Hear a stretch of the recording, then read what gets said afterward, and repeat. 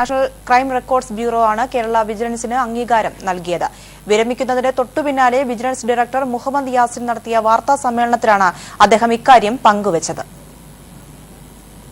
തന്റെ സുദീർഘമായ സർവീസ് ജീവിതകാലത്തുടനീളം സഹകരിച്ച് എല്ലാവർക്കും നന്ദി രേഖപ്പെടുത്തിയാണ് വിജിലൻസ് ഡയറക്ടർ മുഹമ്മദ് യാസിൻ ഔദ്യോഗിക ജീവിതത്തിൽ നിന്നും വിരമിക്കുന്നത്.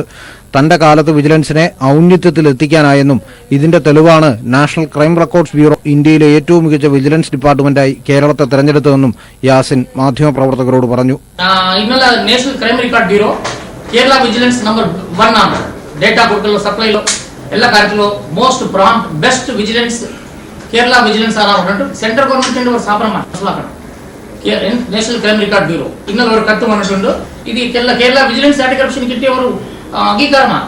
സമീപകാലത്ത് ട്രാപ്പ് കേസുകളിലും മിന്നൽ പരിശോധനകളും വഴി അഴിമതിക്കാർക്കെതിരെ ശക്തമായ നടപടി സ്വീകരിച്ചതായും യാസിൻ പറഞ്ഞു. തനിക്ക് നല്ല നിലയിൽ പ്രവർത്തിക്കാൻ കഴിഞ്ഞത് മുഖ്യമന്ത്രിയുടെ പിന്തുണ കൊണ്ടാണെന്നും യാസിൻ കൂട്ടിച്ചേർത്തു. 1986 ബാച്ച് IPS ഓഫീസറായ മുഹമ്മദ് യാസിൻ തലശ്ശേരി ASP ആയിട്ടാണ് സർവീസിൽ പ്രവേശിച്ചത്. മുഹമ്മദ് യാസിന് IPS ഉദ്യോഗസ്ഥരും സഹപ്രവർത്തകരും ചേർന്ന് യാത്രയയപ്പ് നൽകി.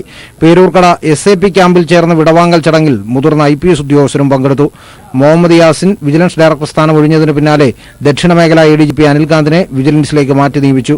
ഡയറക്ടറുടെ ഒഴിവ് പിന്നാലെ നികത്തും. News bureau, Thiruvananthapuram. ഇടവേള.